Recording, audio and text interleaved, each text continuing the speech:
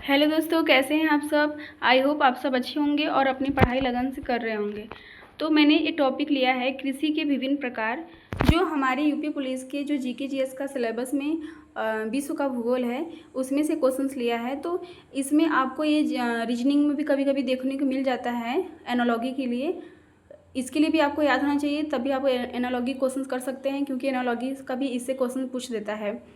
और world geography में भी है कृषि के विभिन्न प्रकार। इसमें आपको क्वेश्चन देखने को मिल सकता है। बहुत छोटी सी टॉपिक है, लेकिन यदि आप याद करेंगे तो आपको रीजनिंग और जीके जीएस में दोनों में बेनिफिट मिलेगा।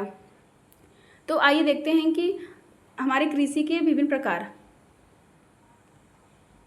तो हम बात करेंगे कि अर्बरिकल्चर, इसके अंदर जो होता है वह विशेष वृक्षों तथा झाड़ियों की खेती होती है, उसको हम क्या बोलते हैं, अर्बरिकल्चर। ये आपको याद होना चाहिए।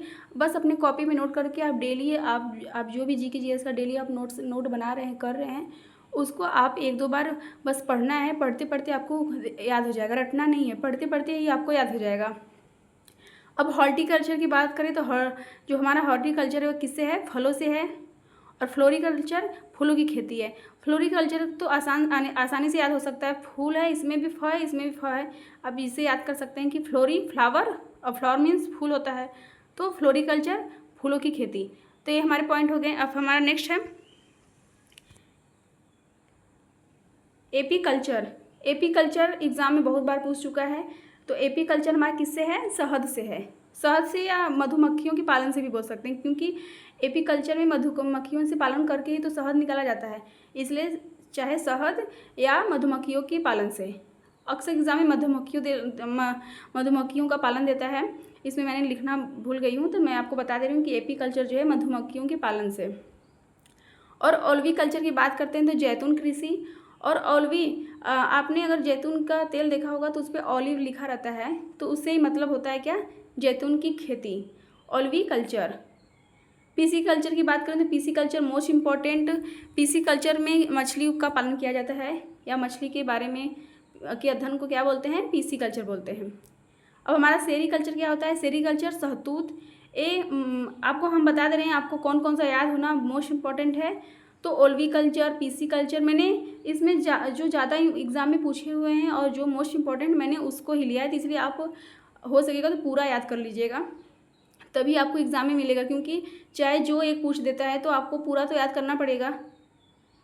अब हम बात करें कि ओलरी कल्चर, तो इसका मतलब होता है कि ज़मीन पर जो फैलने वाली सब्जी होती हैं, सिर्फ जो धरती पे बोने पे ऊपर नहीं जाती, सिर्फ नीचे ज़मीन पर ही फैलती हैं, उस कृषि के अध्ययन क्या बोलते हैं, ओलरी कल्चर। और विटीकल्चर की बात करें तो विटीकल्चर अंगूरों का व्यापारिक उत्पादन या अंगूरों की खेती। तो विटीकल्चर आपको मोस्ट इम्पोर्टेंट ये भी याद होना चाहिए। और वर्मी कल्चर, हम जानते हैं कि वार्म मतलब क्या होता है, कीड़े मकोड़े होते हैं, तो वैसे ट्रिक से थोड़ा अपने बनाकर याद कर सकते हैं कि जो हमारा वर्मी कल्चर है वो किससे है, केचुआ पालन से। और पोमोलॉजी फल से, जैसे हम पोमोग्रेनेट जानते हैं क्या होता है, अनार। तो अनार क्या एक फल है, तो पोमो का मतलब है कि अनार, पोमोग्रेनेट। तो इससे हम ट्रिक से अपना मिलाकर याद कर सकते हैं, जिससे आपको जल्दी भूल नहीं सकते, और बाकी सब बचा है जो आप उसको आसानी से याद कर पाएंगे। तो पोमोलॉजी हमारा फल विज्ञान से है। और एरोपोनिक, ये भी एग्जाम में पूछा हुआ है, वायु में पौधों को उगाने। देखिए इसके नाम में ही इसका अर्थ छुपा है। एयर मतलब हवा, और वायु मीन्स भी तो हवा होता है। तो एरोपोनिक वायु में मतलब हवा में पौधे को उगाने वाले। तो ये आपका मोस्ट इम्पॉर्टेंट कृषि के विभिन्न प्रकार हैं जो आपको याद होने चाहिए। अब हमारा देख लेते हैं स्थानीय कृषि के स्थानीय नाम।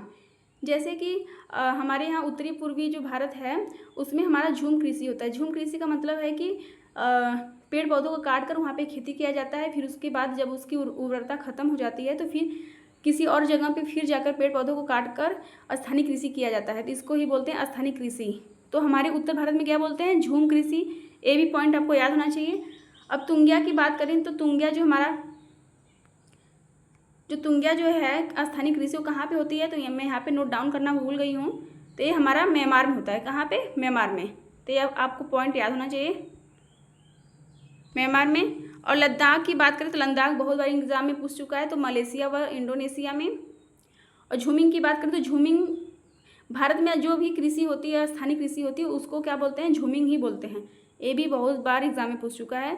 और ऐसे भी पूछता है कि जब जब व्यक्ति पेड़ पौधों को काट कर जहाँ पे कृषि करता है, फिर बाद में 2 साल 3 साल करने के बाद वहाँ पे नहीं करता है, फिर दूसरी जगह पे करता है, तो उस कृषि को क्या बोलते हैं? तो झूमिंग कृषि, आपको याद होना चाहिए। फिर है मिल्पा, तो मिल्पा हमारा कहाँ पे? अमेरिका व मैक्सिको में। और चेन्नई की बात करें तो ये भी एग्जाम में पूछा हुआ है, श्रीलंका में होता है। और रोका की बात करें तो ब्राज़ील में, और कोनकू की बात करें तो वेनेजुएला में। तो ये आपके टॉपिक हैं जो वर्ल्ड जियोग्राफी में हैं, जिससे क्वेश्चंस एग्जाम में बनते हैं। किसी भी एग्जाम में जिसमें जीके जीएस का पार्ट होता है, इसमें ये सब पूछता है। तो आपको ये छोटे छोटे पार्ट आपको याद होने चाहिए। तो ऑल द बेस्ट।